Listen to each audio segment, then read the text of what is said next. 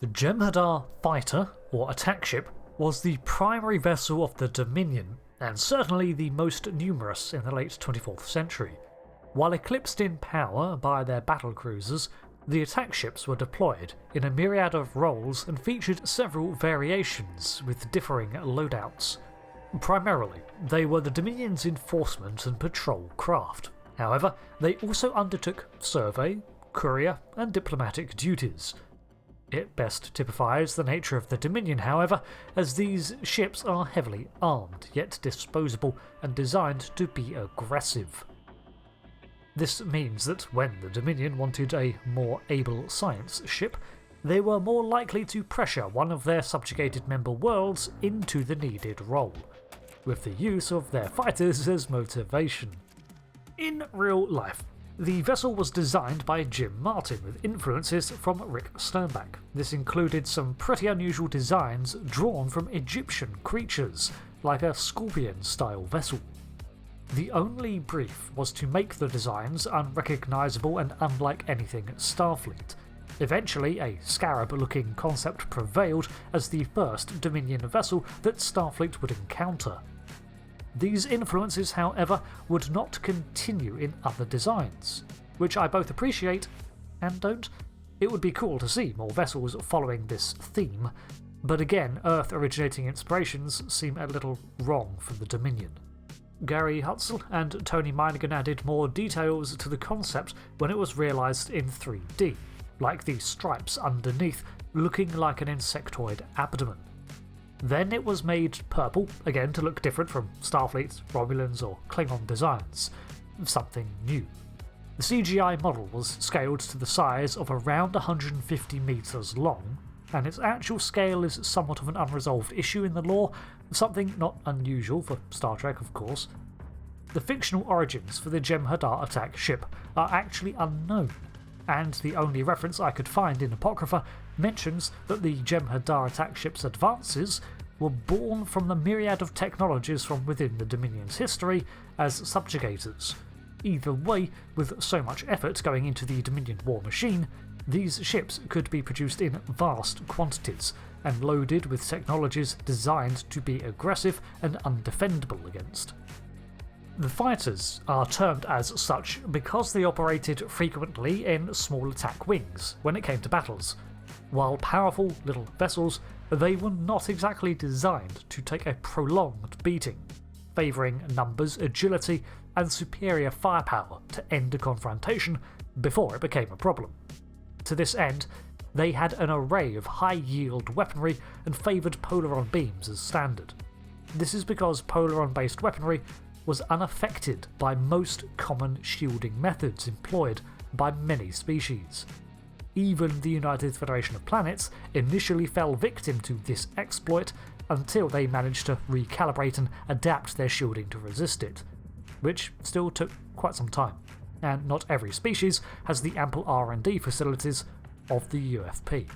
Engaging a Jem'Hadar fighter was always a costly and dangerous affair, as they simply did not flee from combat unless they had something to protect, such as an onboard founder or valuable intelligence. Fighter squads tended to operate in trios, and even a solitary patrol craft was often nearby to allies. Even when travelling alone, doing battle with the Jem'Hadar fighter can result in catastrophic damage, not only from the skirmish itself, but because even if losing, the vessel would not retreat and even collide with the target if it was able. More than one enemy of the Dominion was taken out because they did not expect the Jem'Hadar to simply ram them, sacrificing their own vessel to take out a single opponent. But the fighters, like their crew, have numbers on their side. Dominion vessels did not bear names, instead being referred to by a designation of function, then their serial number only. On board all Dominion ships, fighters included, the main control centre featured no windows nor view screen. Instead, commanders wore a head-mounted viewer that only allowed them to see the communications and outer readings.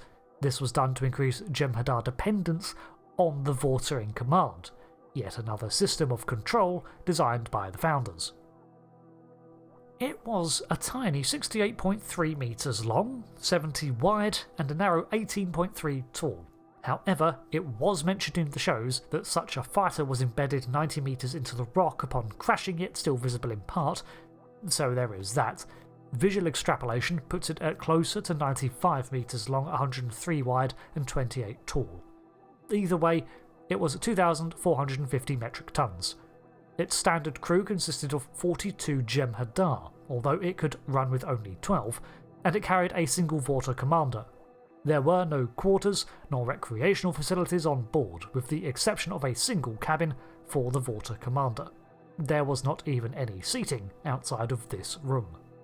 The fighter operated a matter-antimatter warp core that ran at 39 Cochranes, but featured almost nothing in common with standard designs. No EPS, no visible converters, and so on. It maintained a cruising speed of warp 5, could go for longer periods at warp 7, and had a maximum theoretical speed of 9.6.